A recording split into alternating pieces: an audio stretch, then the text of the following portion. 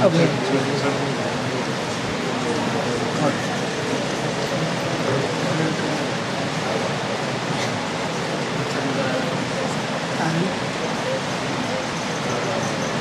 فلا قرأ برواية حفص عن الإمام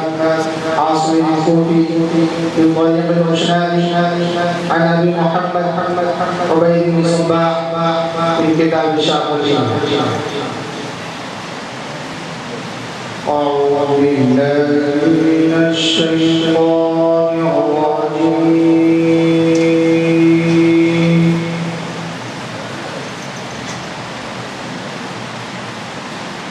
بسم الله الرحمن الرحيم.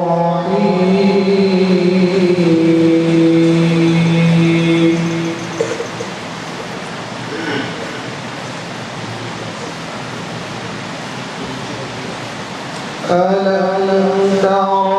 إلى ربك كيف مد الظل ولو شاء لجعله ساكنا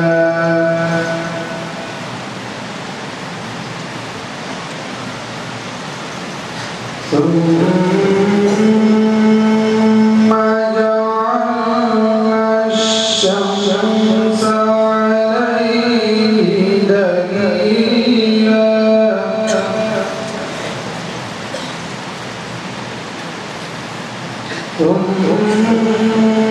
ثم قبضناه إلينا قبضا يسيرا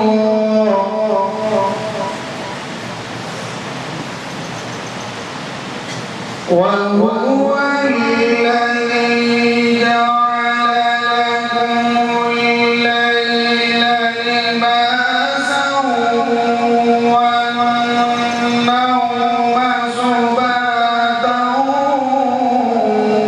وجعل النهار نشورا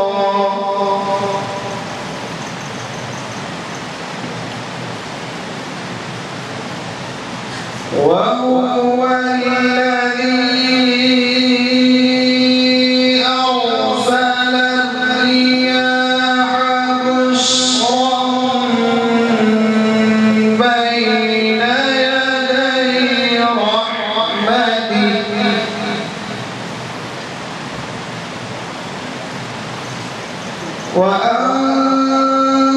وأنزلنا من السماء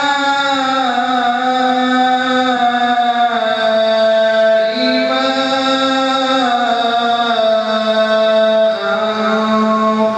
طهورا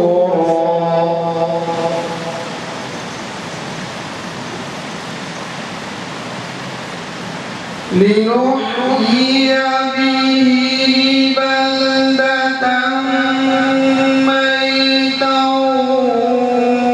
ونسقيه مما خلقنا أنعاما وأناسيا كثيرا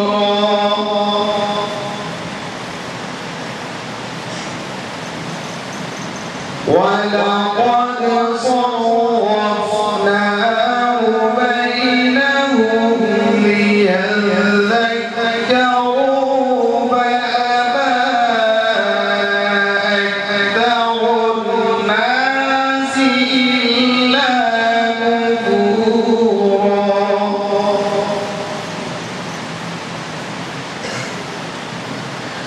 ولو شئنا لبعثنا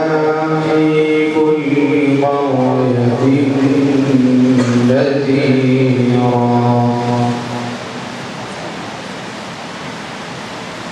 فلا تطع الكافرين وجاهدهم به جهادا كبيرا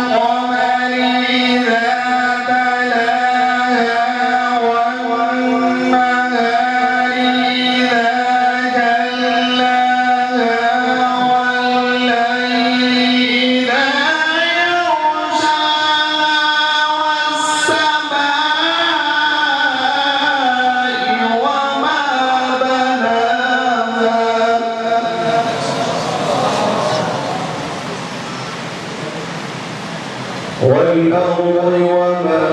طحاها ونفس وما سواها فألهمها فجورها وتقواها قد أفلح من زكاها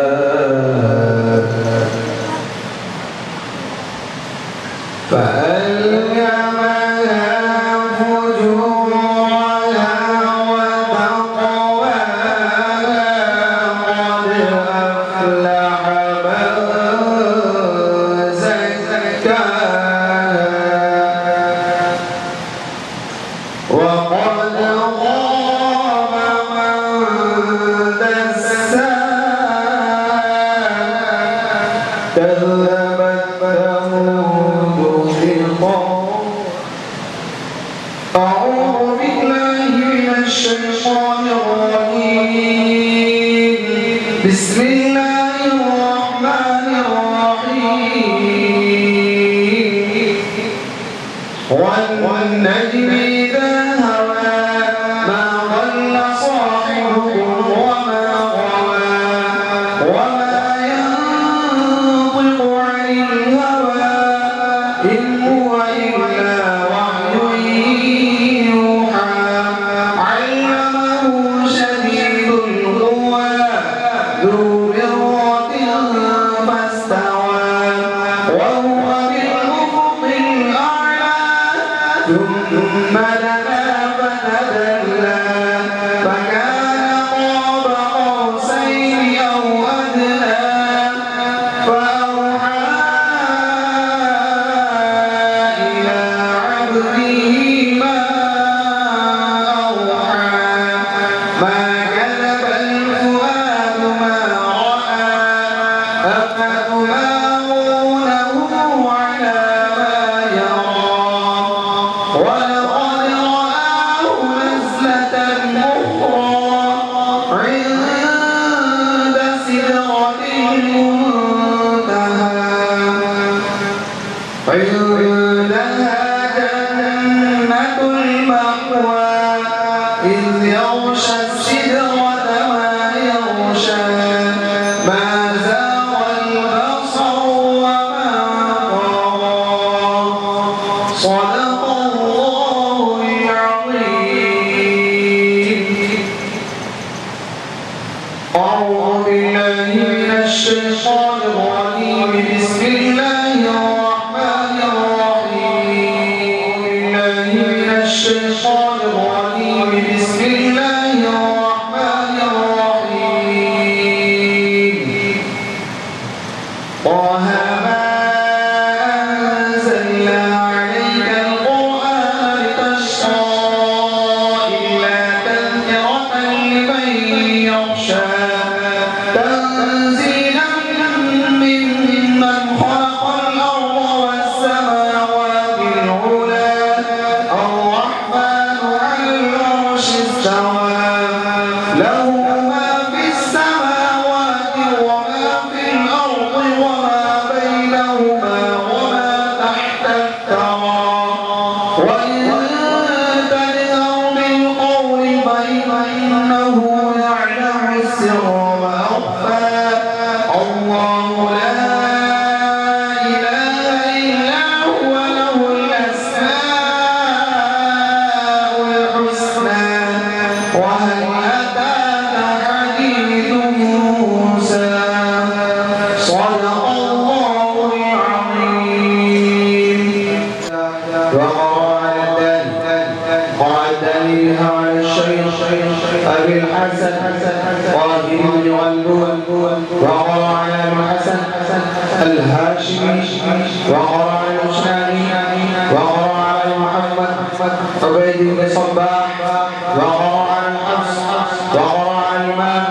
عاصم الكوفي رحمه الله تعالى. ما شاء الله.